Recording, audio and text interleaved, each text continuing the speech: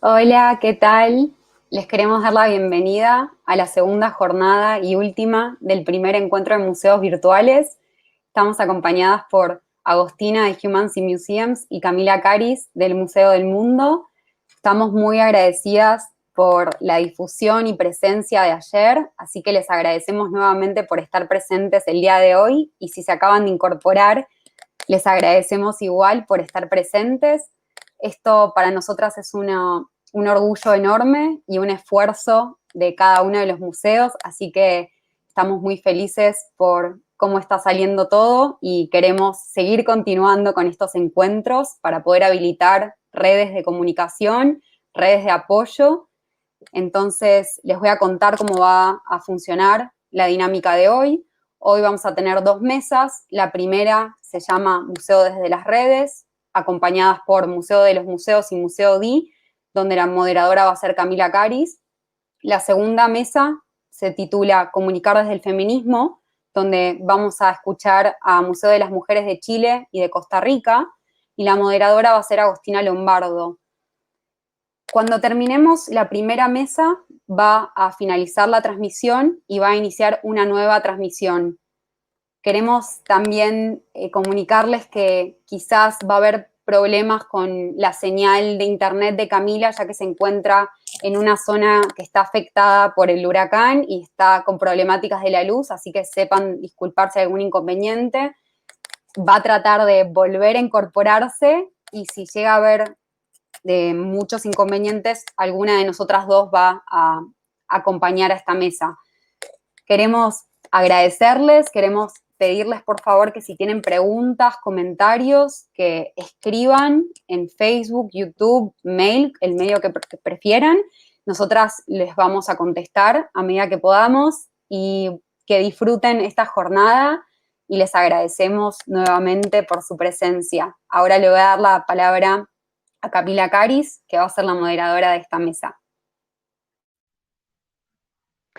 Hola a todas, a todos y a todos quienes están incorporándose a la transmisión en vivo de este primer encuentro de museos virtuales. Gracias a mi compañera Mora y Agostina, que vamos a estar en este día aquí presentes en la mesa 1, Museo desde las redes, y les vamos a dejar visto unos videos que hablan sobre el trabajo que desarrolla Museo DI y Museo de los Museos, y después vamos a comenzar con las preguntas por mesa.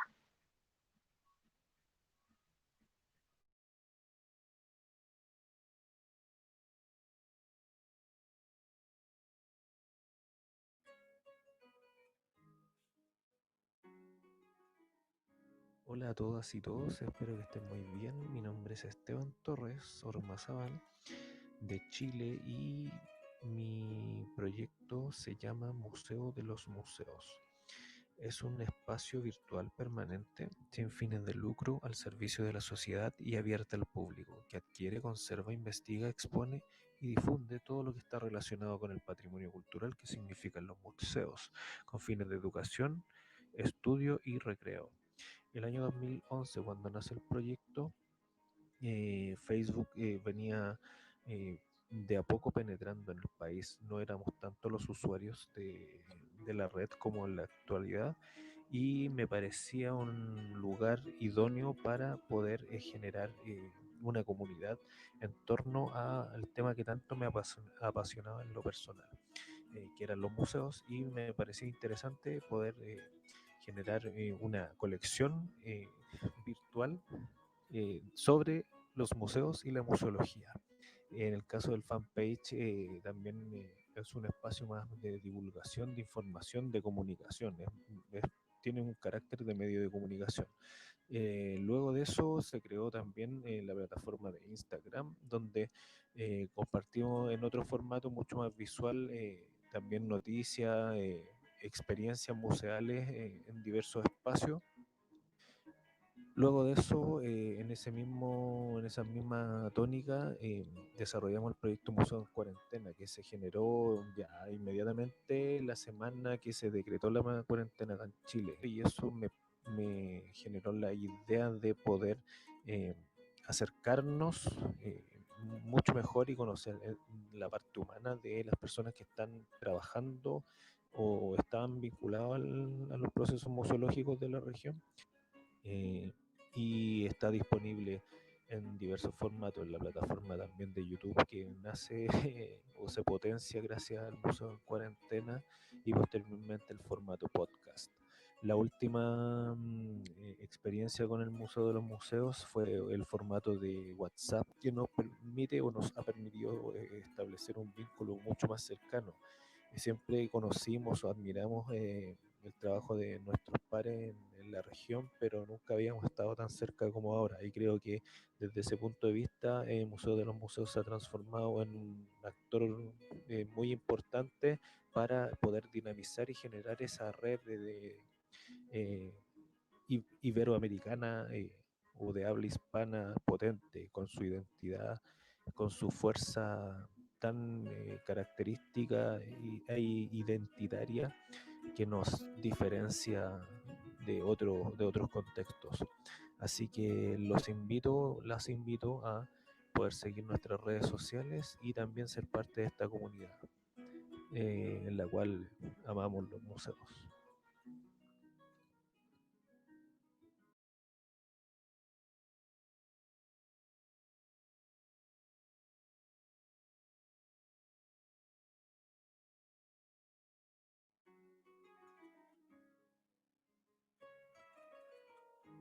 Hola a todas y todos y todes. Mi nombre es Fernanda Martínez. Soy parte del pequeño pero entusiasta equipo de Museo D, una organización que nació este año 2020, un año convulsionado para el mundo entero y también para nosotros que estamos a cargo de este proyecto. Somos 5 personas que estamos tratando a través de esta acción sacar la historia del closet, poner en valor y rescatar las memorias, la historia y el patrimonio y los derechos humanos de la comunidad LGBTIQ+ en Chile. Por lo pronto solo trabajamos en el espacio virtual. Tenemos una cuenta en Instagram que pueden seguir, que es @museod. Tenemos distintas acciones específicas que nos ayudan a conseguir este objetivo, que son el Queerízate, en el que tomamos un objeto de algún museo tradicional y a partir de ese objeto narramos una historia o lo miramos este mismo objeto con esta mirada queer. Tenemos también el cuestionario, que es una entrevista que hacemos a diferentes personas de la comunidad LGBTIQ+, las que quieran participar y que pueden responder en formato de audio, de video o texto, para rescatar de alguna manera como las historias personales y el patrimonio cotidiano de estas personas. Tenemos Memoria D, que es rescatar hechos específicos de la historia de la comunidad LGBTIQ+ en Chile y en otras partes del mundo. Celebramos también como días internacionales. Y además tenemos Ciudad Diversa, que es la posibilidad de mirar la ciudad como escenario de estas historias y de estas memorias.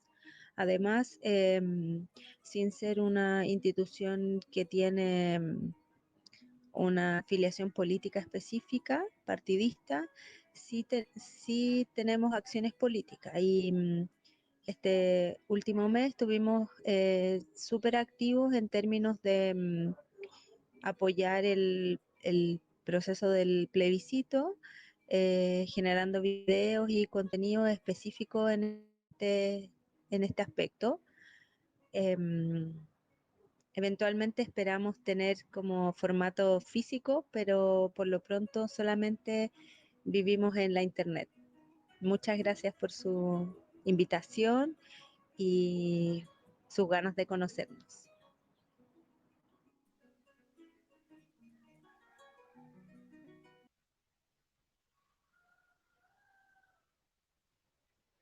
Hola, mucho gusto. Este día me encuentro con nuestra compañera Fernanda Martínez de Museo D y con Esteban Torres de Museo de los Museos, quien además ha estado con nosotras trabajando detrás de los controles. Bueno, queridos, Feña, ¿puedes prender tu micrófono, por favor? Porque está apagado. Ahí sí. Ya, sí, súper. Bueno, queridos, gracias por estar aquí presentes en esta tercera mesa. La jornada de ayer estuvo también súper interesante, salieron discusiones, conceptos y problemáticas nuevas también para nosotros como museos virtuales, y la idea es hoy seguir ampliando esto. Entonces quisiera partir esta conversación que vamos a tener el día de hoy haciéndoles una pregunta base, que es para poder entender desde dónde estamos posicionándonos o desde dónde estamos trabajando, y es por eso que me gustaría que cada uno me respondiera lo que significa o cómo ven ustedes que es un museo en la actualidad. ¿Qué significa para ustedes la palabra museo? ¿Qué les evoca a ustedes ese concepto en la actualidad? ¿Quién empieza? Yo porque ya partí. Difícil la pregunta, porque yo tenía una respuesta pensada más como que era para nosotros, como el museo que nosotros estamos levantando.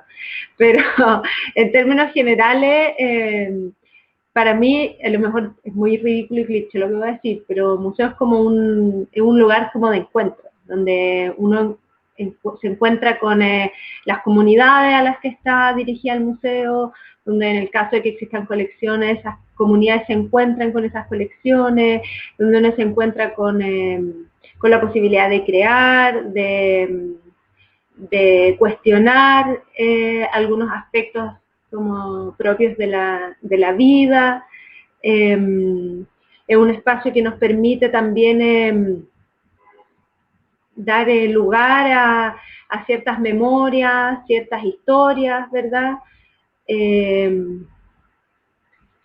Y en el caso particular del nuestro, digamos, lo estamos pensando como un lugar que no necesariamente tiene colecciones por lo pronto, a pesar de que estamos de a poquito empezando como a tener algunas, como con imágenes, algunas donaciones de objetos relacionados con la revuelta social del 18 de octubre del año pasado en Chile, pero que busca de alguna manera, al menos el concepto nuestro, como subvertir o posicionarse en un espacio diferente en el que históricamente está como construido el concepto de museo, ¿no? Que tiene que ver como tratar de enfocarnos en construir una nueva forma de museo, no solo porque no tenemos espacio y recién estamos armando nuestras colecciones, sino que también porque desde por la temática de nuestro museo, que es como la historia, sacar la historia del closet en el fondo, para decirlo así como en corto, son temáticas que han estado ausentes de la construcción cultural, histórica, tradicional, ¿no? Como son historias que no están en los espacios tradicionales, y nosotros tampoco nos queremos configurar como un espacio tradicional, al contrario. Súper. Esteban, cuéntanos tu visión. Sí, súper, gracias. Espero que me escuchen bien igual, porque Súper. Justo ahora tuve unos pequeños problemas técnicos, pero parece que se solucionó. Y mira, en general, a mí me parece una pregunta, claro, como dice Fernanda, súper compleja, pero bien interesante, y yo también me quiero posicionar desde el Museo de los Museos específicamente, pero creo que hoy nos encontramos en una etapa muy interesante de la museología a nivel mundial, donde se está discutiendo de manera ya sistemática, y hace un par de años, la nueva definición de museos. Y desde ese punto de análisis, creo que es una oportunidad para expandirla, ya que, bueno, esa ¿cómo se llama?, definición es súper antigua, ya debe tener más de hecho, desde principio de este siglo.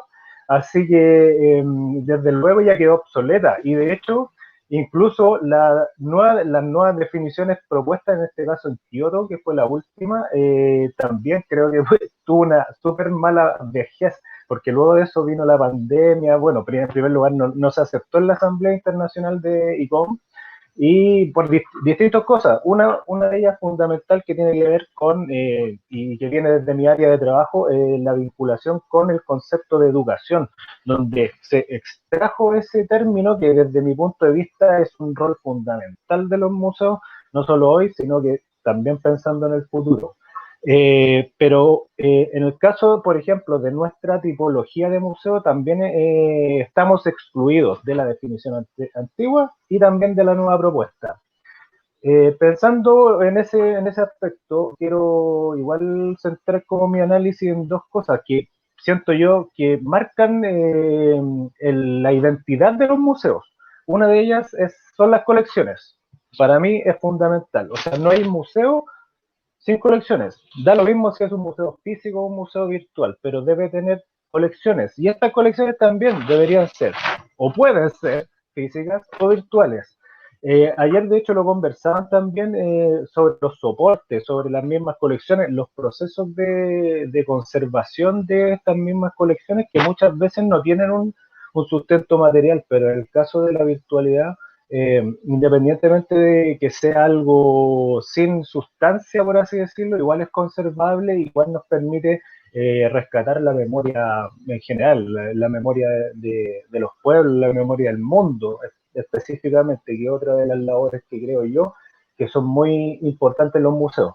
Otra cosa que tengo claro con respecto a la definición de museos es que los museos no lo hacen los espacios físicos. Yo les pongo un ejemplo súper cercano como el Museo Violeta Parra, donde trabajo. Es un museo que nace físico y ahí también haciendo el link con lo que decía Fernanda, Chile vivimos una revuelta, un estallido social el año pasado, y durante ese proceso social complejo, el museo físicamente, su edificio, se incendió. Perdimos ese sustento como nuestra casa, el espacio que albergaba la colección y nuestra relación con las personas.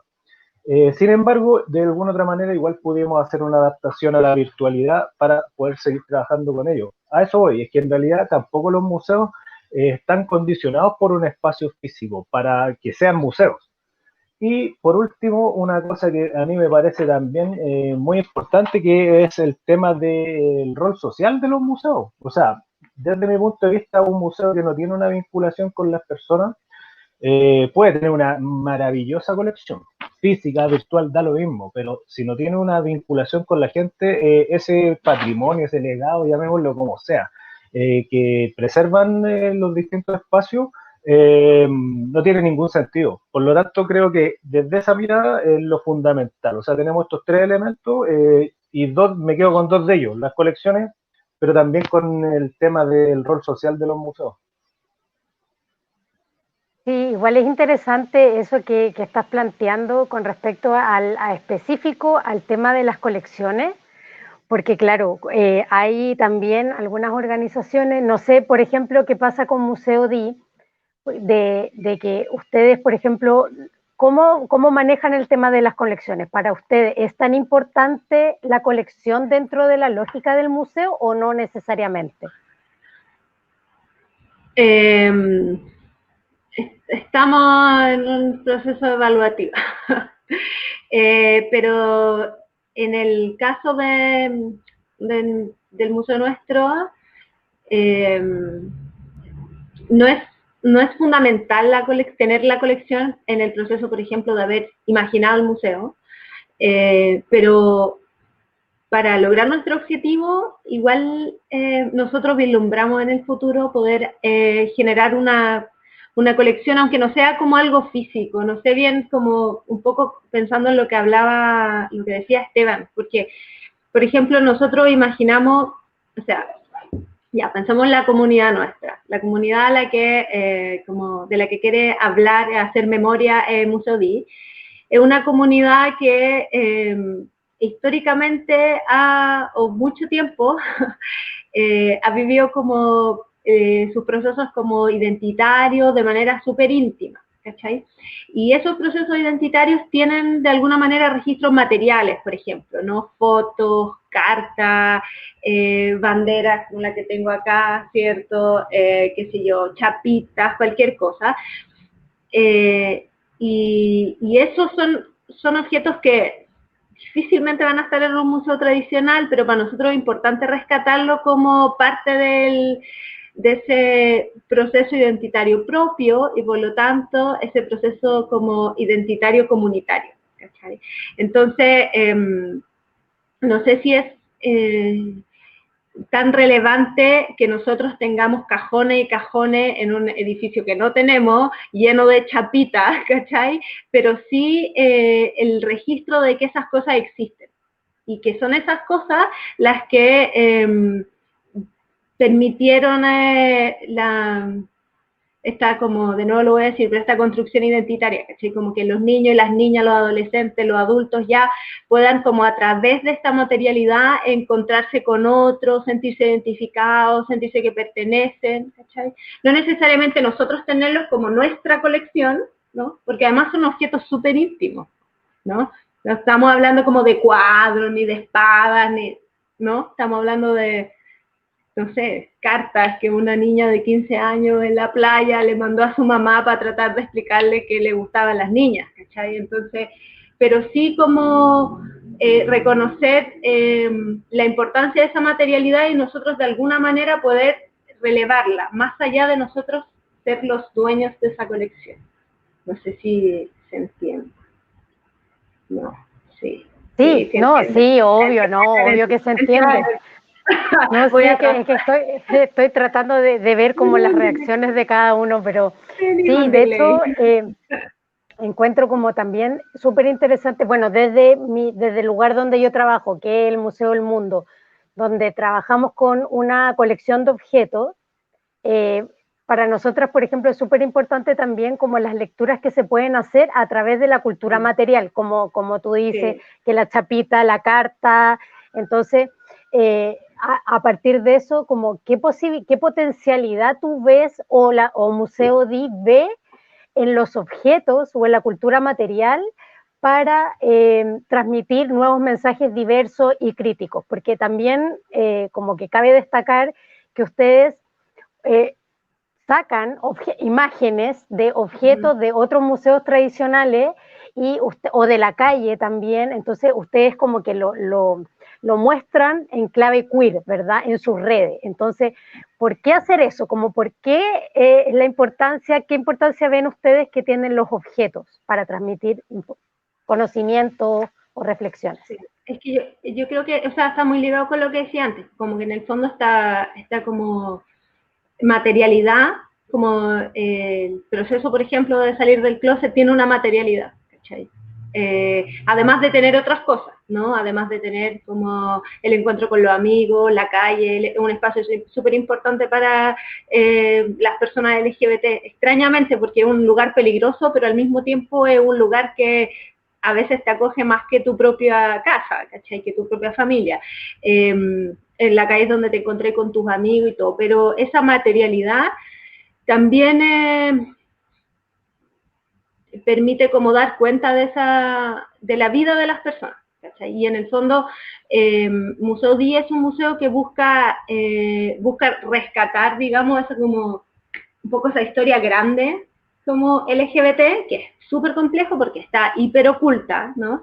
Pero también busca rescatar esa historia como de lo cotidiano, ¿no? Que nosotros como en nuestro plan estratégico original, como pensamos en algo así como un patrimonio de lo cotidiano, ¿no? De hecho, nuestro cuestionario en el que nosotros le preguntamos en una encuesta, una de las cosas que nosotros le preguntamos a las personas, como en el formato más tradicional de museo, es que si pudieran escoger algo de su vida privada para poner en un museo, ¿qué sería?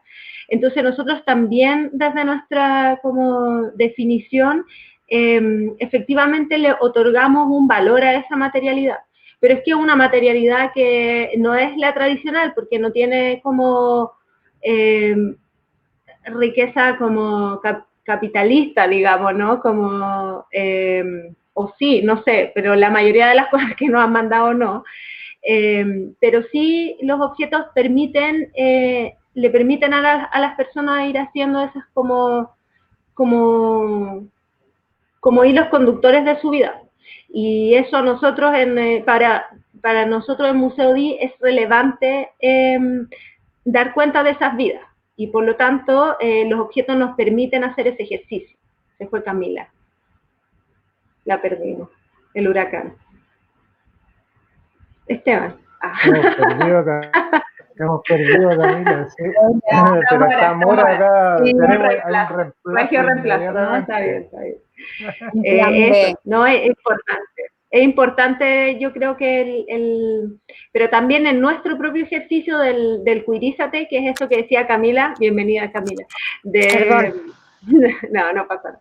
En este ejercicio que nosotros hacemos de tomar objetos de museos tradicionales y darles esta lectura, es súper relevante también porque eso nos permite a nosotros cuestionar de frente la forma en la que se ha ido construyendo la historia, dejando completamente excluida no solamente a la comunidad LGBTIQ+, después vienen las chiquillas del Museo de las Mujeres, ellas podrán decir lo mismo respecto de cómo las mujeres han o no sido incluidas como en la narración histórica grande, ¿no? Entonces, para nosotros también es importante como tomar estos objetos y criticar esta construcción de la historia desde esa perspectiva de negación. Ellos nos negaron a nosotros ahora vamos a negar lo que ustedes dijeron sobre sus propios objetos y vamos a contar una historia desde nuestra vereda, ¿no? Sí, de hecho lo encuentro potentísimo y me encantó eso último que dijiste, que es como, bueno, nosotros también vamos a utilizar, como vamos a usar ese mecanismo de contar las historias, pero desde nuestra perspectiva, con sus objetos.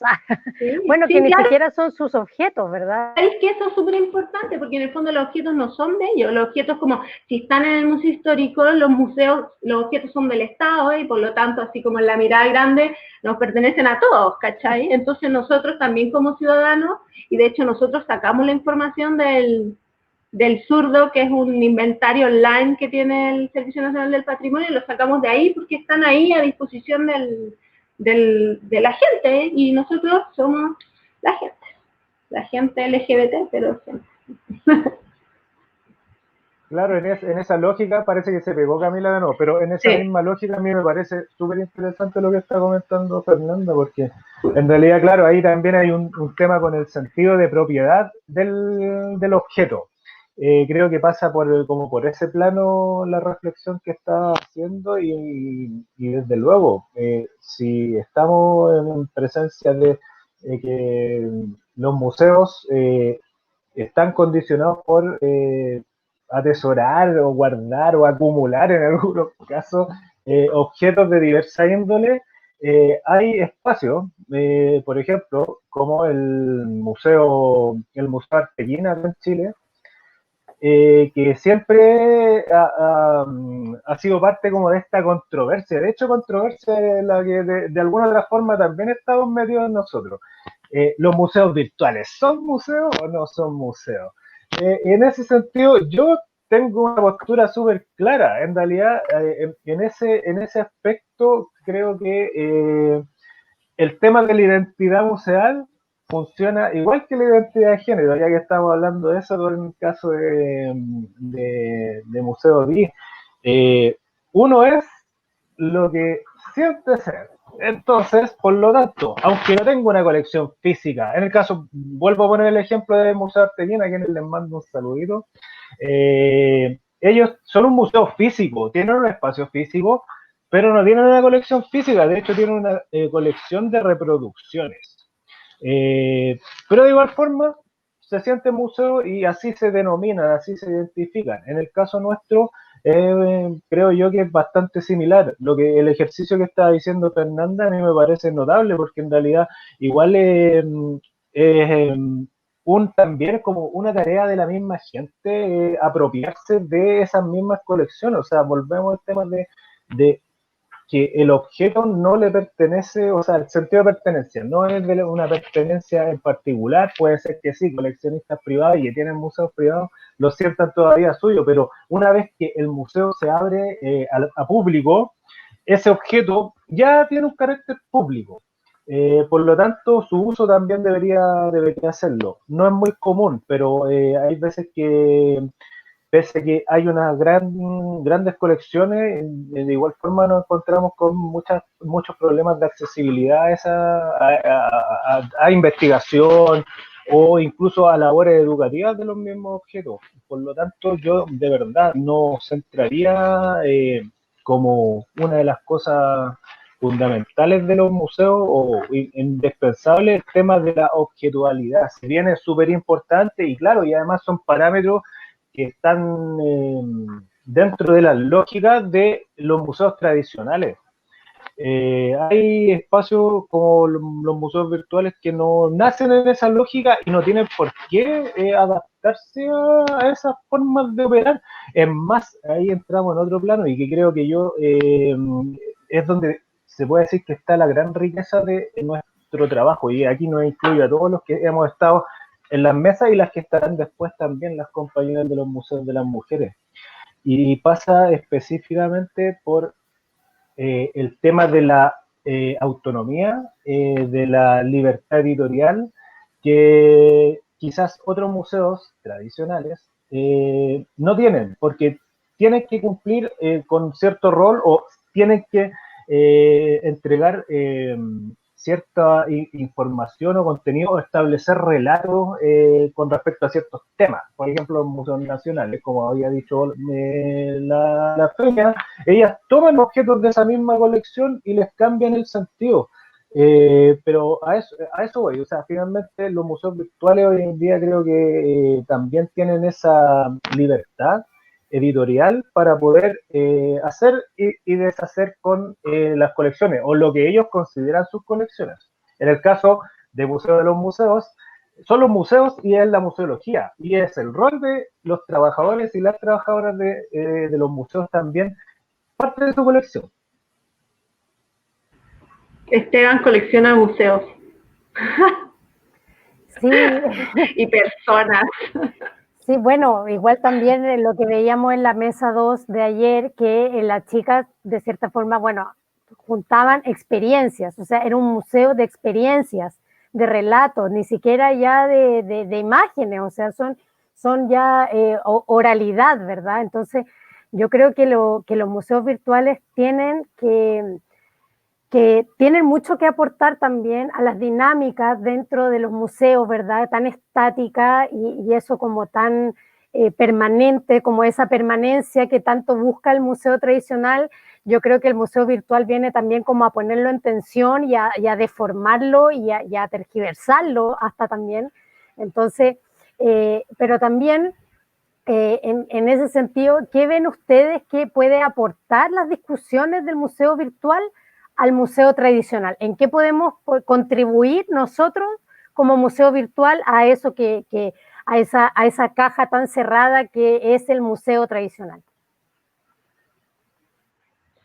O sea, yo creo que un poco lo que decías tú, y que en el fondo estaba diciendo antes Esteban, esta cosa como que en el caso nuestro tratamos de hacerlo harto, pero porque está súper ligado como con las comunidades LGBT y es como con lo performático, ¿cachai? Como la posibilidad de cambiar de rumbo, no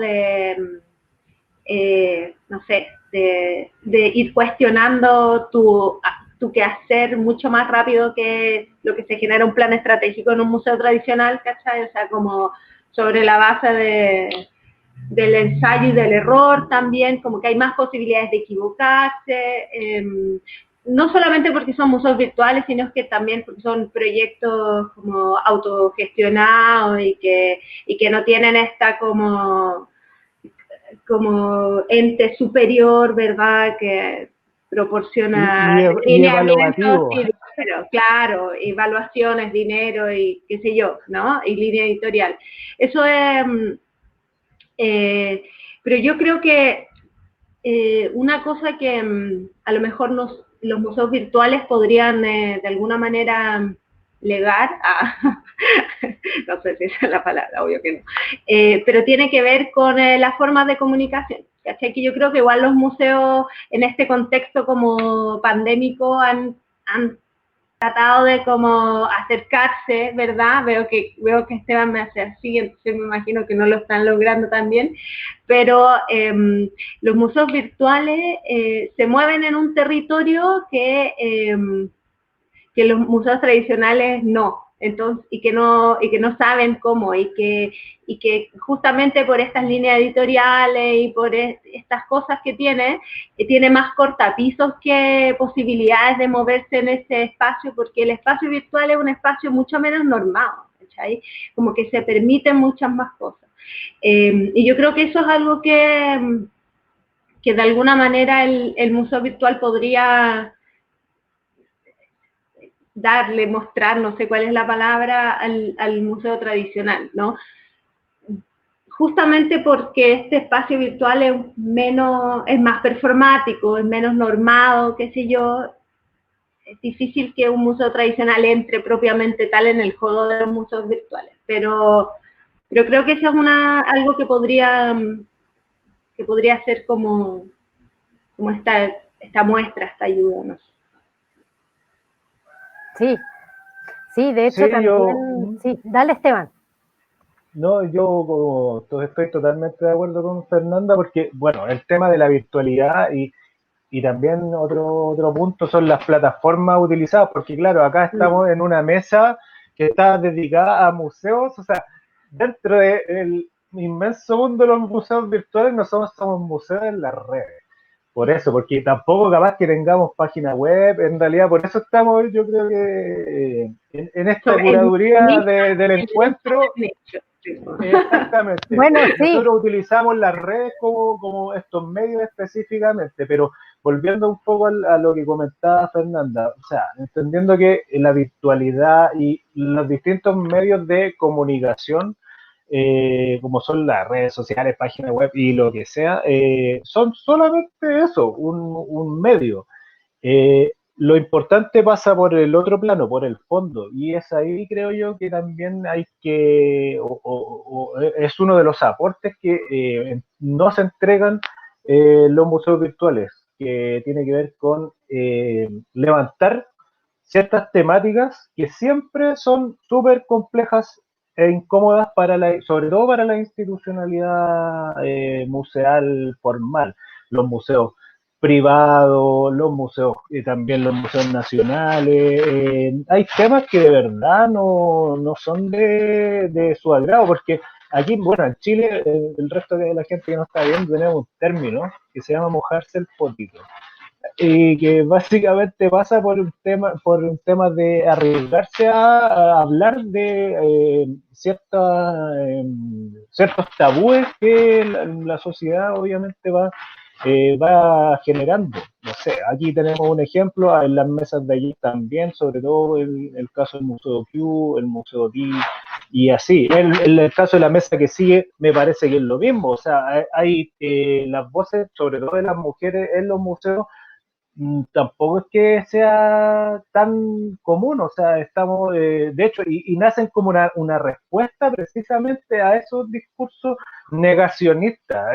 Me parece que por ahí puede ir el aporte nuestro desde una mirada más política, más libre, sin tanto dogmas para operar, con más, insisto, libertad editorial también para poder tratar todos estos temas. Y también insisto en ese tema que quiero dejarlo súper, al menos desde mi punto de vista, súper en claro, es que independientemente de la virtualidad y del soporte de los museos, está el rol social que deberían tener estos espacios. Igual todos los temas que se mencionaron acá tienen esa lógica y tienen ese interés.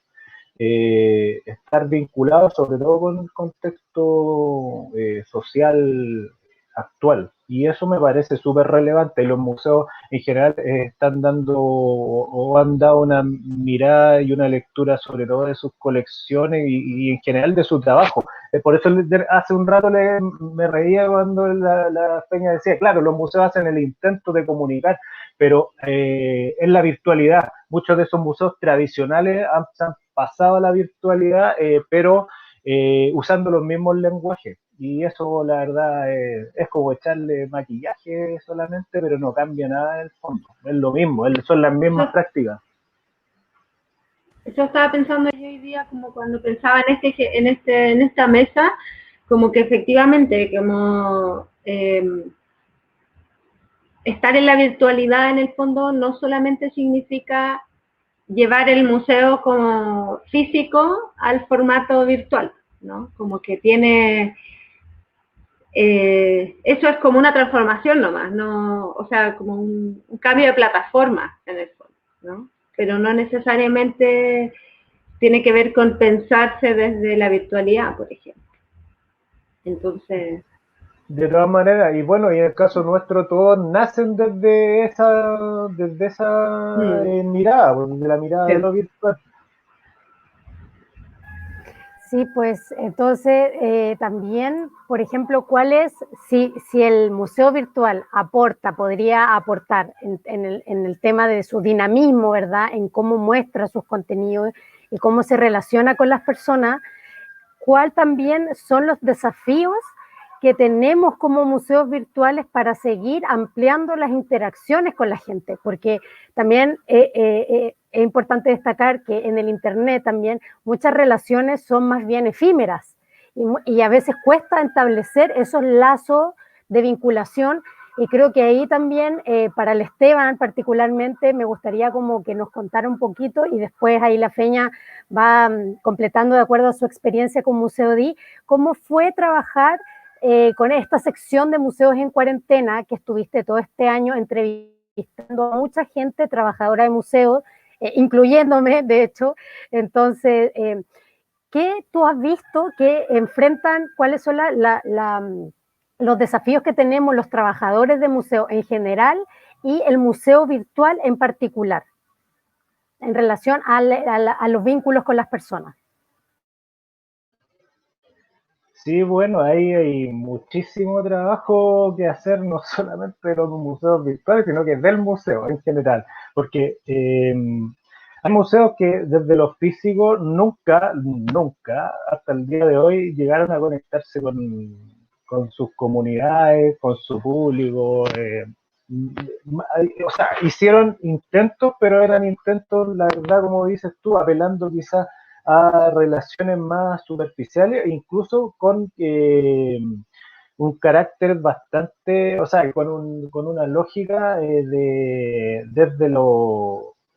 capital, así, literalmente. O sea, muchos museos operan o solían operar antes de la pandemia, que es una de las cosas que me preguntaste, solían operar con esas lógicas del capitalismo, del consumo en este caso, de la cultura, y le interesaba específicamente ir sumando y contando público, así como cuento ganado, como le decimos al contador de público automático.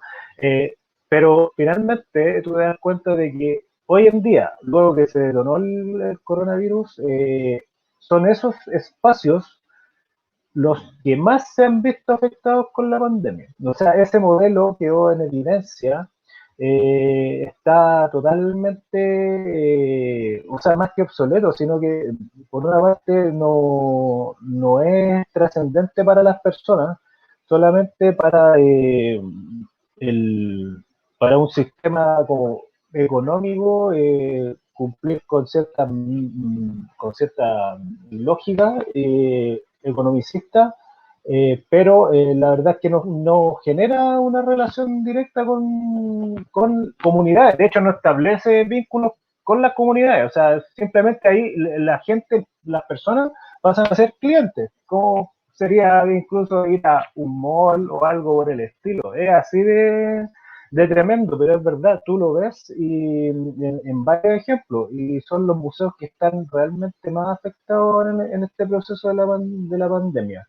Bueno, con respecto al tema del proyecto Museo en Cuarentena, igual apelaba en primer lugar a establecer una relación con la comunidad de Museo de los Museos, que es la comunidad museológica iberoamericana. Pero desde la generación de una relación mucho más cercana, más amena, porque formato, o sea, ahora estamos en un formato que igual es interesante, es bastante cercano, pero siempre nos vinculamos desde el aspecto profesional, desde también la lógica de mucho más estructurada de lo que es un seminario, un encuentro, no desde la mirada de que el trabajador o trabajadora de museo también es una persona. O sea, partiendo de la base que es una persona y que tiene tanto más problemas que cualquier otro. Y en esa lógica, el Museo en Cuarentena, en primer lugar, quería saber y conocer cómo se encontraba la persona detrás del museólogo, museóloga, colaborador.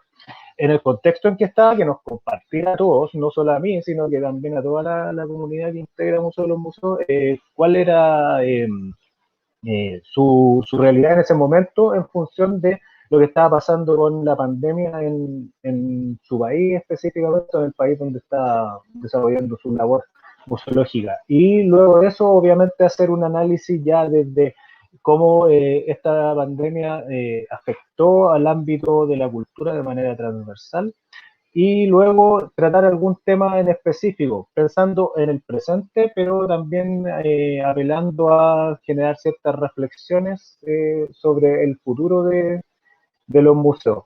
Obviamente, bueno, como tú dijo la Camila, estuve prácticamente todo el año, de hecho, el Museo de Cuarentena fue el primer streaming, si no me equivoco, dedicado a ese tema, y llegamos a hacer 26 ediciones, partí el 15 de marzo, sin parar hasta hace súper poco, eh, porque también me pasó lo del agotamiento de la pantalla, o sea, un desgaste, había que preparar, conectarse, hacer como toda una vinculación, igual pasa la cuenta, porque también lo conversamos, los proyectos, al menos en mi caso, los proyectos virtuales, o bien son equipos pequeños, de autogestión, en mi caso también, o sea, trabajo con otra persona más que es el que me apoya en el diseño, y sería ahí uno, bueno, además de su vida, eh, normal tiene que hacer muchas cosas y es desgastante, pero fue una experiencia extremadamente enriquecedora. Estuvimos con museólogos, amigos y colaboradores o colaboradoras que me gusta decirles así, conversando de temas súper diversos, como por ejemplo la accesibilidad en los museos y en este formato de la virtualidad. El tema del activismo también dentro de los espacios museales y cómo los distintos, también los museos no están exentos de problemas tan complejos en su interna como la discriminación, el racismo, entre otras cosas. Hablamos de temáticas también súper potentes como por ejemplo el de los museos, el de los estudios de público en los museos y cómo también hay un cambio como de mirada desde la pandemia y cómo también deberían afrontar los espacios de aquí al futuro. Y así, muchísimos temas, muchísimos países también y culturas que llegamos a conocer. Estuvimos con la Camila, que hablamos específicamente de este tema, que salió una conversación muy interesante sobre los museos virtuales. De hecho, yo le invité precisamente para hablar de eso, de su proyecto, ya que en el caso del contexto de la pandemia, todos los espacios se empezaron a transformar o traspasar a la virtualidad y Camila había generado el espacio del Museo del Mundo ya anticipadamente desde el 2016, si no me equivoco, había estado ya trabajando en ese formato con otro sentido, con un sentido educativo, etcétera, pero y siempre vinculado también a las comunidades. En general, la mayor parte de las y los colaboradores también tenía un sentido social, o sea, como que siempre eso estuvo en el foco de cómo los museos de alguna u otra manera podemos y debemos ser útiles a la sociedad. Eso desde mi punto de vista es indispensable y ha sido una temática recurrente. Como lugares comunes y lugares comunes, por así decirlo, malos y que también son parte del desafío, es la precarización de nuestro trabajo. Tal cual, o sea, de hecho era un poco, o sea, como que uno lo ve, igual se generaba una sintonía en los streaming, así como ustedes van a ver los comentarios, de repente, no sé, pues hoy en mi museo pasaba esto o pasaba esto en mi país, están despidiendo gente y, no sé, pues veían los comentarios en México, en Argentina, en Chile, en Brasil, no sé, y había muchísimas cosas en común que de verdad eran por una parte malas, pero también configurar una identidad del trabajo de la museología de la región. Y eso es lo que yo también quiero destacar.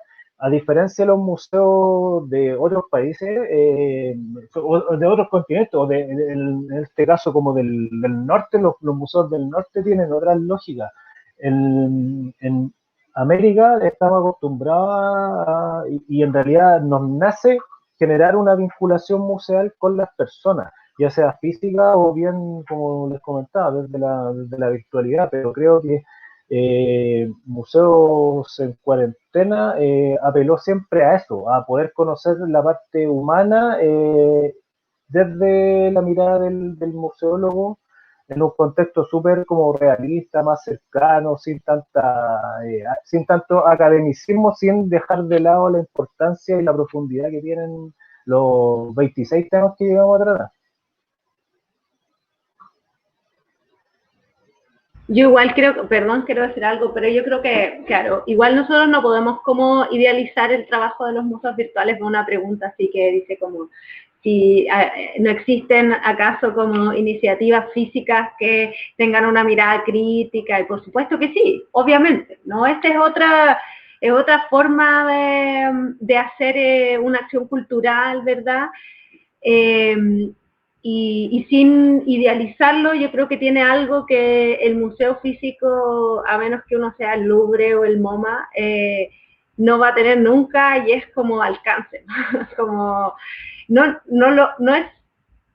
es obligatorio, obviamente, ¿no? Pero efectivamente uno puede lograr como lo que logró Esteban con los museos en cuarentena, como o con el chat de Museo de los Museos, que estén conectadas como a una comunidad de toda América Latina, Hispanoamérica, no sé cómo se llama, no sé cuál es el nombre políticamente correcto, pero las Américas, no sé. Y eso es algo que a menos que uno sea un super museo que recibe así como 1 millón de personas al día de todo el mundo, es imposible de tener. Entonces como la virtualidad igual nos da esa posibilidad. Y yo creo que también esa es una posibilidad que se vuelve como, no sé, y a mí me gusta exagerar las cosas, así que voy a decir infinita, ¿no? Es una posibilidad que es infinita. Porque podemos establecer estas relaciones, estas conversaciones, estos encuentros con personas que físicamente no tendríamos la posibilidad de hacerlo, por cientos de razones, ¿no? Entonces también está esa realidad y presencia de la virtualidad que vale la pena como tener como consciente, o sea, usarla de manera consciente, ¿no? Como conscientemente sé que a través de la virtualidad estoy llegando, ¿cachai? Como Camila está, no sé, en Centroamérica estás, Camila, o está en Centroamérica, yo estoy aquí, qué sé yo, y así. Y eso lo permite la virtualidad más que ninguna otra cosa, dice ella, ¿no? Es más económico. Sí, de hecho, es súper dual. Es súper dual lo que tú estás comentando, Peña, porque también, o sea, por una parte te permite conectarte y acercarte a muchas más personas en términos de, no sé, por ejemplo, llegar a diversos países y que en el contexto físico no hay ninguna opción, de hecho es todo lo contrario, los museos abren sus puertas y esperan ahí hieráticos que llegue la gente, muchos de ellos hacen acciones con las comunidades y los invitan a ir al museo, qué sé yo, pero en el caso de la virtualidad nosotros no tenemos esa limitancia, que es como el cuerpo. Finalmente nosotros nos vamos moviendo por la fibra óptica y vamos llegando a los distintos dispositivos, pero ¿por qué dual? Porque nos encontramos con la otra parte, con la parte fea también de la virtualidad, como dices tú, a mí tampoco me interesa ni me gusta idealizar nada, menos el formato, porque también tengo súper claro que hay una brecha súper grande de accesibilidad digital. Eh, claro, hay personas que no tienen y nunca van a tener acceso a ver esto, ni siquiera se van a dar por enterados de que estamos acá. Eh, pero también me parece que es potente poder buscar opciones o formas de que igual ese contenido llegue a las personas. En el caso de nosotros, de Sí, como como desafíos de esa virtualidad también, por lo que decías tú al principio, Esteban, sobre o no, Camila, creo, como lo de la superficialidad que representa la virtualidad también, sobre todo el espacio en el que, por ejemplo, Museo D se mueve, que es solo Instagram, que es como, o sea, de todas las redes sociales seguramente es la más superficial. Pero bueno, nosotros somos así, Museo D divino, ¿no? No, pero claro, tiene esa cosa, porque es súper rápida y nosotros hacemos contenido y hay gente que los lee y todo, pero ¿cuántas de esas personas se acercan a ese contenido solamente como me gusta, y tú así scroll y me gusta y nada más? Pues entonces también eso nos presenta a nosotros como desafíos de cómo acercarnos a esas personas, no sé, no quiero usar palabras así como engagement y qué sé yo, pero cómo efectivamente, no sé, entrar en ese diálogo real, como esa cosa como, ya, no tenemos a lo mejor la cortapisa de la línea editorial o el presupuesto, o incluso el espacio, o qué sé yo, pero tenemos otras limitantes que no nos permiten como inmiscuirnos en un diálogo que no sé, más duradero, ni siquiera voy a decir más profundo, porque podría ser hiper superficial, pero más en el largo plazo, por ejemplo. Entonces eso también nos obliga a nosotros a ir no solamente generando estrategias, sino a cuestionarnos constantemente qué es lo que queremos y cómo queremos alcanzarlo, ¿no? Sí, de todas maneras, yo estoy de acuerdo también con la Fernanda y en ese aspecto también quiero mencionarle, y no sé si han visto en Netflix, bueno, me carga, ya hice toda la publicidad, pero en las redes sociales, o sea, como todo en la vida tiene cosas buenas, malas y horribles, como lo pueden ver en este documental donde claramente las plataformas donde nos movemos hay uso y mal uso de nuestra información, nuestros datos, pero creo yo, y me quedo con la otra parte, me quedo con el lado positivo de la red y que a mí me ha permitido realmente cumplir con uno de los anhelos, con los objetivos que me puse cuando creé el proyecto en el 2011, perdón, cuando quise generar una red. Esto de hecho nació, el Museo de los Museos nació primero como un grupo de Facebook. De hecho ni siquiera existían los fanpage como ahora, existió un grupo y ahora ese grupo tiene autonomía. Es más, es como que tiene vida propia y funciona de manera súper autónoma. Y así distintos también redes sociales tienen distintos públicos, llegan a diferentes personas y de diversas formas. No es lo mismo lo que se genera en el chat de WhatsApp de Museo de los Museos que comentaba Fernanda, que igual a todo esto debo decir de que yo me di una vuelta de carnero con el WhatsApp. Yo era totalmente, de hecho tenía todas las redes sociales, pero WhatsApp lo detestaba porque no me permitía desconectarme del mundo como de la virtualidad y de repente quería estar inubicable, no saber de nada y ya no teniendo WhatsApp, genial, pero empecé a utilizarlo y me di cuenta también, sobre todo en este contexto de la pandemia, que era extremadamente potente, útil y podía facilitar ese tema de la accesibilidad de la entrega de la información y te permitía también generar comunidad. Insisto, yo de las redes sociales me quedo con ese elemento, que es precisamente tejer redes y conectarte con más personas. Sí, yo creo también que un punto importante como a destacar es que este primer encuentro de museos virtuales no tiene como objetivo tampoco venir a reemplazar al museo tradicional o venir a decir esta es la verdad y esto no, sino que justamente encontrarnos o construir también nuevas verdades, pero pero finalmente como estar abiertos a que esto es un espacio nuevo que queremos intentar levantarlo con las voluntades también de todas las personas que estamos detrás de cada museo virtual. Y justamente es eso, es pensar nuevas líneas de pensamiento, nuevas formas de hacer las cosas y creo que no venimos finalmente a reemplazar nada, más bien a abrir más posibilidades. Y creo que eso es lo potente de los museos virtuales y de este primer encuentro. Bueno, queridas, también antes de pasar a las preguntas, que ya prontito vamos a ir pasando a las preguntas del público, me gustaría que nos contaran si tienen algún tipo de proyecto o alguna idea de trabajar cada una de sus organizaciones el próximo año, qué quieren hacer, o si quieren tomar un break, o quieren cerrar todo. Todo puede pasar. Cuéntenos qué se espera para Museo DI y Museo de los Museos el 2021. Bueno, nosotros estamos recién empezando, así que sería un poco como flojonazo de nuestra parte. ¿No sabes qué? Nos vamos a tomar un año sabático. Además que como que las redes sociales, como no podís, como desaparecís 5 días y es como que te tragó, no sé, la tierra realmente. Que es igual, es como desgastante, pero que tenéis que estar generando contenido así como regularmente. Pero bueno, nosotros nuestro equipo, a esto siempre hay que mencionarlo, tenemos 2 diseñadoras, entonces eso igual como que es como un milagro. No sé por qué pasó, pero tenemos 2 diseñadoras estupendas. No, nosotros como proyecto, bueno, queremos igual movernos como hacer una cosa híbrida, digamos, ¿no? Entre lo virtual y lo no virtual. No sé cómo se dice, lo físico. No, estoy tan en lo virtual que no sé cómo se llama, no.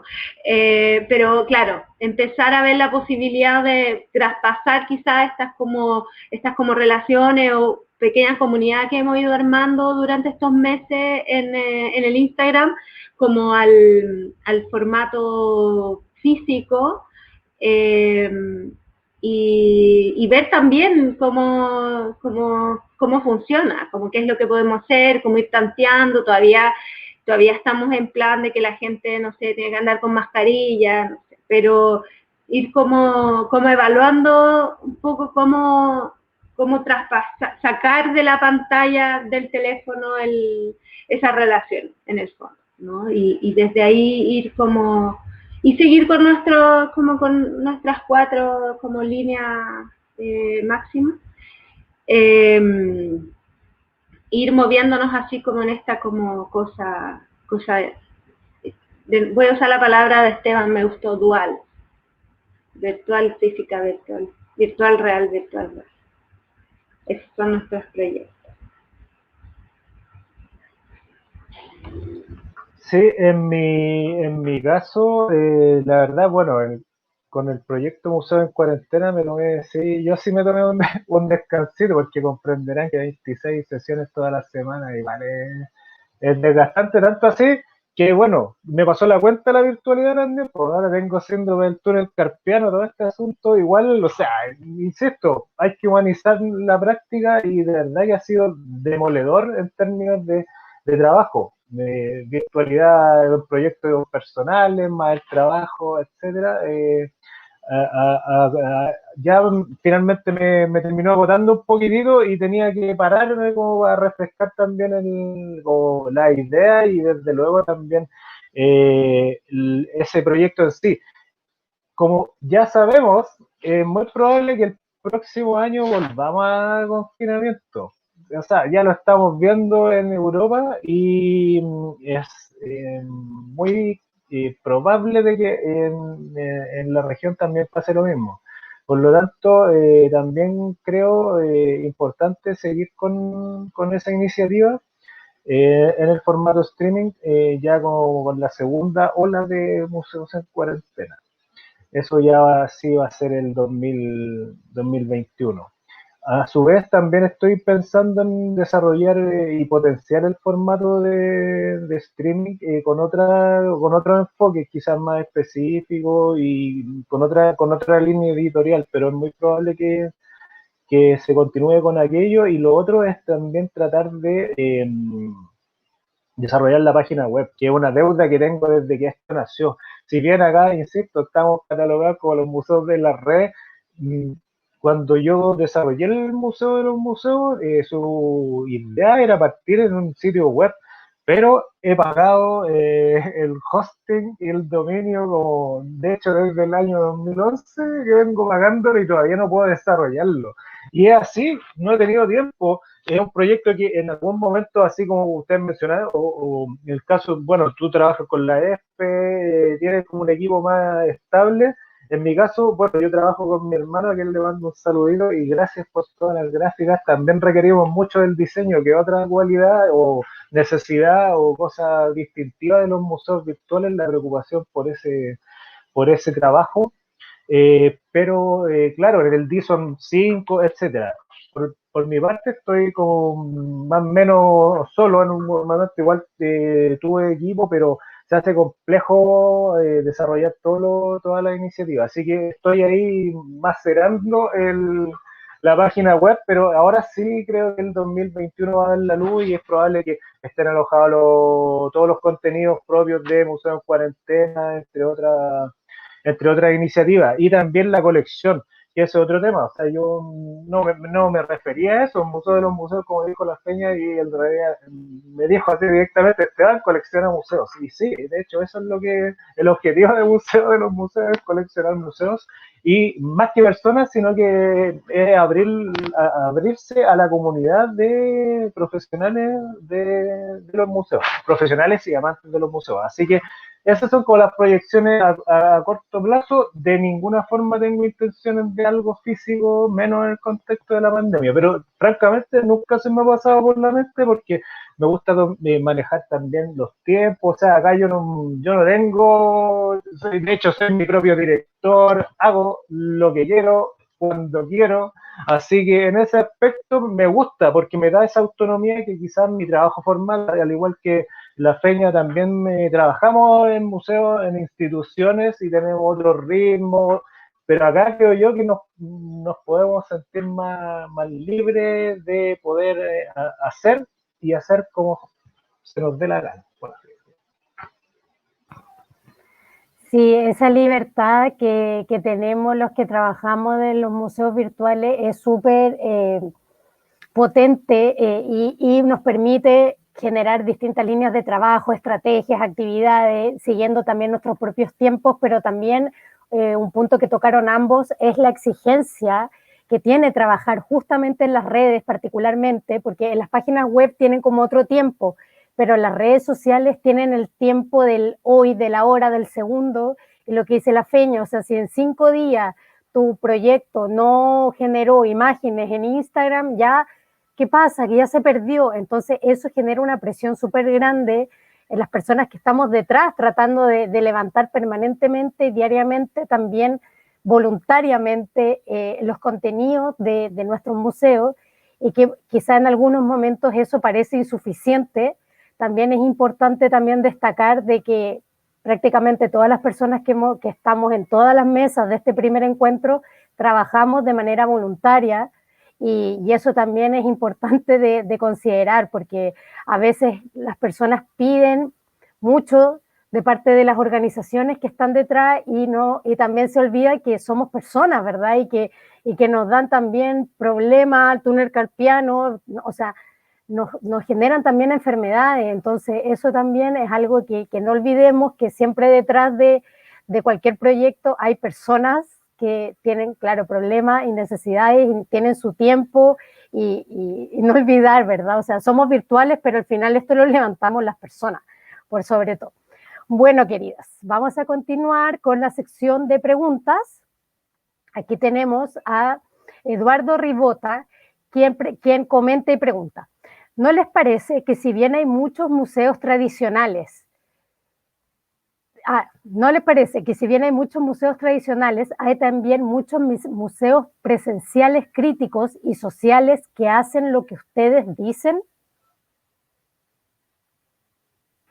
Yo creo que sí, o sea, yo creo que no es una disputa entre como si los museos virtuales son mejores que los museos físicos, o si realmente los museos virtuales tienen muchas más posibilidades que los museos físicos. Yo creo que tiene que ver, como que si, no hablemos de disputa, pero si hubiese alguna, tendría que ser entre el museo tradicional, así como muy decimonónico, versus toda esta otra gama de museos, como que donde podemos encontrar los museos tradicionales, pero también podemos encontrar todos los, no sé, museos que vienen como de una mirada más de nueva museología, museología crítica, museología participativa, social, entonces yo creo que de todas maneras existen esos espacios, que son espacios físicos, pero que a lo mejor comparten con los museos virtuales muchas más cosas, como no tener una línea editorial así, no tener presupuesto, tener como, no sé, pero no, o sea, estoy de acuerdo que sí, hay de esos museos, muchos, de los que dice Eduardo, sin duda.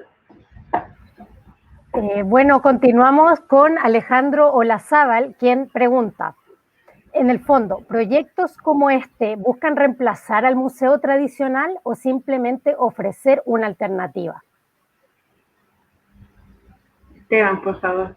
¿Quién quiere contestar? Ya voy a contestar. Una y una. En el fondo, ¿viste cómo esto? Sí, déjame leer, es que estoy haciendo todo, ¿viste? Pucha, ¿verdad? Resulta que estoy poniendo las preguntas y contestando las preguntas también. Haciéndolas. Claro,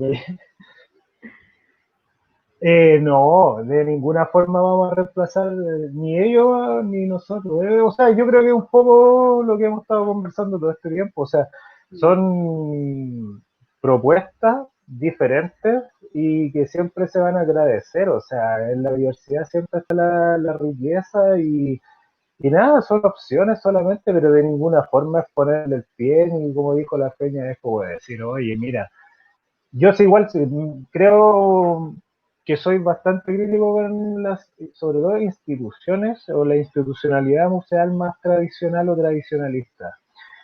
Pero en el fondo tampoco no es nuestra intención destruir el museo a que se haga en los museos físicos, no. Sino que más bien generar nuestros propios espacios y con obviamente nuestros fines, objetivos súper claros. Si bien, por ejemplo, el caso del Museo de los Museos tiene como comunidad a los y las trabajadoras de museos, también no tiene que, y no es la idea ser condescendiente, o sea, una cosa es que amemos los museos y queramos ponerlo en valor y todo el asunto, pero en los museos se hacen o se han hecho cosas horripilantes, se han también puesto temas que no son para nada buenos, o han tenido prácticas que de verdad que hoy en día deberían desaparecer y no por eso vamos a perpetuar ese legado, sino que también lo importante es que al menos, insisto, nosotros podamos de alguna otra forma aportar una mirada mucho más crítica de cómo se está haciendo, cómo se concibe la museología. Da lo mismo si es virtual o física. Súper. Y también aquí nos pregunta Jaime Ruiz Solórzano, él comenta, aparte de las funciones sustantivas que tiene el museo, ¿de qué manera los museos virtuales pueden contribuir a la construcción y sistematización de narrativas alternas a las historias oficiales? Bueno, yo creo que en el caso nuestro, en el caso particular de Museo DI, nosotros nos planteamos efectivamente como en esa lógica en la que dice Jaime, como en la construcción de una narrativa alternativa. Y no solamente lo que decimos, sino que cómo lo decimos. Eso es importante también. Nosotros hemos definido como no solamente una ética, digamos, de lo que queremos decir, sino que también una cuestión como de la forma, ¿no? Y esa forma nosotros la planteamos así también, díscola, disidente, diferente, diversa, ¿cierto? Entonces, en ese caso yo creo que la propuesta de un museo virtual como el nuestro viene justamente a apoyar, no sé, a generar estas nuevas narrativas, estas narrativas alternativas que no aparecen por distintas razones en los museos tradicionales o en el formato tradicional de museo, en términos como quizás del lenguaje y del formato, pero en el tema particular de Museo DI también tiene que ver con el contenido, ¿no? Ahora, ¿cómo vamos a sistematizarlo? Igual es una pregunta importante y que nosotros no tenemos resuelta, así que lamentablemente, Jaime, todavía no podemos, por lo pronto la forma que tenemos de sistematizarlo es muy tradicional, un Excel en Google Docs, pero también yo me imagino que la forma en la que nosotros vamos a hacer esos procesos también van a tener que ser alternativas, por temas de recursos, por temas de, como alguien pregunta en algún lado, de seguridad de los formatos, ¿cierto? Igual nosotros estamos recopilando las historias de vida de las personas, pues por lo tanto tenemos que tenerlo en lugares que son seguros también, ¿no? Entonces, claro, el proceso de sistematización está más en construcción, digamos, pero sí o sí es un espacio para narraciones alternativas.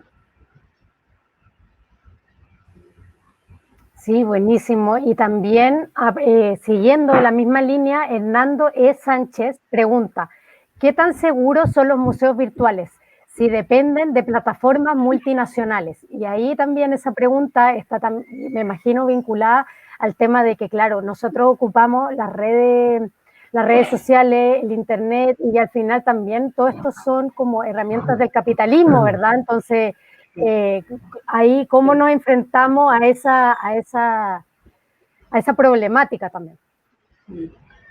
Sí, ahí, bueno, lamentablemente estamos de alguna otra forma entregados y nuestros datos están súper vulnerados y vulnerables a estas prácticas. Yo ya les mencioné, o sea, si no han visto ese documental de Netflix sobre las redes sociales, veanlo. Realmente van a darse cuenta de las cosas negativas y nefastas que se pueden hacer con o sea, con nuestra información, pero además de cómo pueden ser manipulados. O sea, de hecho, los mismos algoritmos de todas estas redes sociales es así. O sea, y creo que todos se han dado cuenta. Es probable que cuando termine la transmisión le empiecen a llegar mensajes, oye, únete al museo de no sé qué, etcétera, porque toda la gente, o sea, esto está configurado de esa manera, o sea, nuestros gustos, todos nuestros gustos, nuestros likes que damos a, no sé, Facebook, de alguna otra forma van atrayendo o van generando que otras plataformas, sobre todo de uso comercial o político incluso, vayan condicionando nuestras mismas decisiones en el mundo de la virtualidad.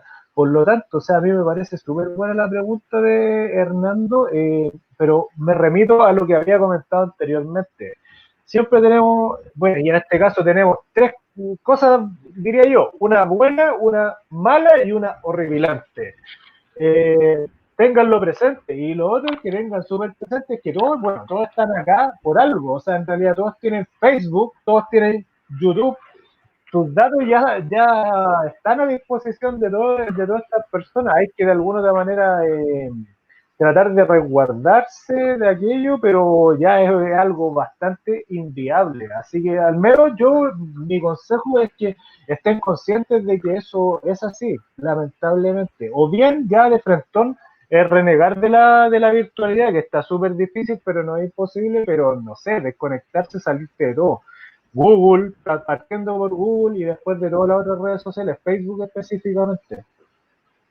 Yo soy más de la idea de que hay que aprovechar los puntos de fuga que tiene el sistema, como que en el fondo es lo que estamos haciendo acá, ¿cachai? Como aprovechar los beneficios que nos permiten las plataformas para generar espacios que nos permitan como pelearle un poco al sistema, como no sé si, bueno, eso, como que igual nos da esta posibilidad, nos da la posibilidad del encuentro, ¿cachai? Y como aprovechar esos pequeños como espacios que tiene, atendiendo por supuesto a lo que dice Esteban, porque está todo ahí, está todo en el computador, en unos computadores gigantes en Palo Alto, me imagino, no sé dónde vive la información, no sé si vive en el aire, nunca he entendido bien, pero a pesar de eso, nos permite estos pequeños como encuentros, estos momentos de decir, como vamos en contra de del sistema, como escribimos entonces, sistema, y nos permite esos momentos, como los momentos de lucidez que uno de repente encuentra en las redes sociales, son bacanes. A nosotros nos permite Museo DIC, ¿cachai? Y algo hermoso que nos pasó a todos los que somos parte del equipo este año. Te quiero, Museo DIC. Queremos a todos. Sí, yo no, igual, no a todos, sí, a los buenos. Sí, es que mira, sí, en realidad tiene toda la razón la Peña, y yo por eso le he hablado, o sea, hay cosas brutales que pasan, o sea, se ha hablado de que Facebook incluso bueno, obviamente ha manipulado, o sea, ha entregado nuestros datos, pero también se ha jugado incluso condicionando ciertas elecciones, pues, políticas en los países, o sea, como decisiones políticas finalmente influyen en la sociedad. Y o sea, a ese nivel es lo que estamos hablando ahora. Y eso es la parte horripilante. Y así con muchas otras cosas más. Pero por eso hay que estar súper, o sea, hay que ser súper conscientes de dónde estás parado, sobre todo estas plataformas. Sí. Por algo tienen restricciones etarias, o sea, no es porque, o sea, no tenéis que tratar al menos de, yo sé que son largos los formularios, donde uno entrega como sus datos y ese. Sí, pues leerlo, y o sea, a todo el mundo le da lo mismo y acepta, pero en el fondo tenéis que tener claro cuáles son los pros y contras de las plataformas, sobre todo en el tema del uso, exacto, en el uso de ¿cómo se llama?, de tu información, de tus datos, porque no solamente por esta otra persona, sino que pues cibercrimen, o sea, por algo ya existe esa terminología y pueden usarse, pero con los fines más macabros que se les puedan imaginar, y a nivel global. Pero por otra parte nos permite generar esto, espacios de vinculación, de cercanía, quizás por ejemplo este tipo de encuentros y los 20.500 encuentros que han surgido con la pandemia y la virtualidad en este momento, nunca se hubieran podido hacer. De hecho aquí por ejemplo en el Museo de Cuarentena es muy chistoso, pero ya 26 personas, ¿qué hubiera pasado si lo hubiera organizado presencialmente el museo donde trabajo yo, el de Taparra? Eso implica también gastos, costos, tenés que pagar viáticos y todo ese tema, o sea, finalmente ahí está como una facilidad de conexión y de vinculación con las personas que de alguna otra manera también, o sea, desde luego es positivo y nos permite mantenernos más cerca y generar estas instancias. Sí, queridos. Bueno, a ver, vamos a terminar ya con la última pregunta, pero les voy a pedir que ahora sí como que seamos súper sintéticos para ya no retrasarnos en el programa. Tú nos invitaste. Si sabes, bueno, si sabes cómo nos ponemos. ¿Para qué me pongo? Bueno, entonces para concluir, terminamos con la pregunta de María Teresa Aedo, que ella pregunta: me parece clave considerar la brecha digital. Como han mencionado en sus intervenciones, ¿tienen implementada alguna acción para disminuirla? ¿Algunas propuestas en relación a esto para el próximo año? No, es que por brecha digital, no sé si solamente económica, porque económica no tendría cómo llevar la internet a la gente, pero nosotros igual hemos pensado en que hay una cantidad importante de personas LGBT, por ejemplo, que están fuera de las redes sociales por una cuestión etaria, por una cuestión también de mostrar tu vida, ¿cachai? Como que no la mostraste nunca, viviste como la mayor parte de tu vida dentro del closet, no es ahora salir. Entonces, la idea que nosotros hemos como conversado al respecto de esto es como ser nosotros como el puente entre, como para cortar esta brecha digital. Y ser en un formato más como, no sé, no análogo, pero ir acercando nosotros a comunidades que estén fuera de lo digital, pero llevarlo a como Museo DIC, no sé, cosas que son más tradicionales, ¿sí? A lo mejor ahí el contenido va a tener que hacer la diferencia, las preguntas, pero ir a grabar, ¿cachai? A hombres y mujeres que sean de la comunidad LGBTIQ+, que sean más viejos, ¿cachai? Que estén más en la periferia, como nosotros ser ese vínculo, en el fondo. Eso es lo único que hemos como pensado un poco. Gracias por la pregunta, María Teresa, porque en verdad es un temón en el contexto de museos virtuales, pero me pidieron acortar, así que...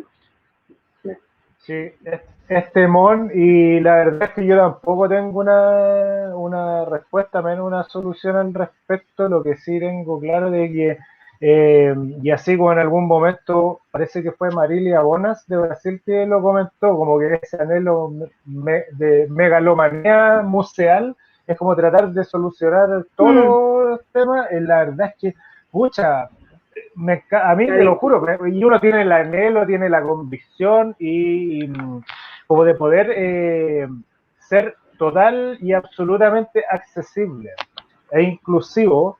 Creo que el espíritu, bueno, por lo demás también fue el tema de ICOM este año, siempre está ahí, pero hay cosas que de verdad no podemos controlar, menos en proyectos museales tan pequeños como para aquello. Yo ya les había comentado que busqué al menos en probar con multiplataformas para poder hacer más accesibles los contenidos. Por ejemplo, en la plataforma de los museos en cuarentena, además de YouTube, también traté de pasarlo al formato podcast también para quien le resultara mucho más sencillo y amigable no estar viéndome la cara toda la semana, sino que solo escuchar mi voz, pero eso, y eventualmente el formato de WhatsApp.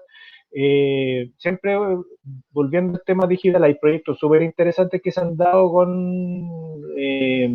con temas fuera de la virtualidad, pero en el ámbito de la virtualidad creo que pese a todo, WhatsApp terminó convenciéndome porque en realidad son muchas personas las que tienen ese acceso y facilidad de comunicación, incluso en lugares súper alejados. O sea, basta como una conexión bien precaria y te permite hacer llamadas y obviamente llegar a entregar o compartir contenido y obviamente establecer diálogos de una manera mucho más sencilla.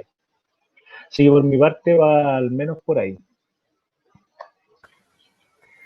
Bueno, querides, ya llegamos al fin de esta mesa de discusión que titulamos Museo desde las redes. Les quiero agradecer enormemente por haberse sumado a este primer encuentro de museos virtuales y de tener la voluntad también de tejer junto a nosotras el inicio de una red colaborativa. Sin más, les dejo, para los que están conectados en este momento, les cuento que vamos a terminar esta transmisión y en 20 minutos más comienza una nueva transmisión donde será ya la última mesa de este primer encuentro de museos virtuales, que es Comunicar desde el Feminismo, donde estará el Museo de las Mujeres de Costa Rica y el Museo de las Mujeres de Chile. Así que nos vemos en unos minutos más. Muchas gracias. Gracias, Feña. Gracias, Esteban, también, que se va a quedar detrás de los controles. Y sigan a Museo DI. Sí, y sigan también. Perdón. Sí, por supuesto, sigan también a Museo DI, a Museo de los Museos y a todos los museos participantes de este primer encuentro.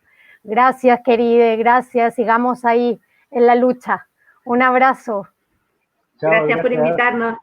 Gracias, Esteban, por tu trabajo. Nos vemos. Bien, igual. Nos vemos. Chao, chao. Chao, chao.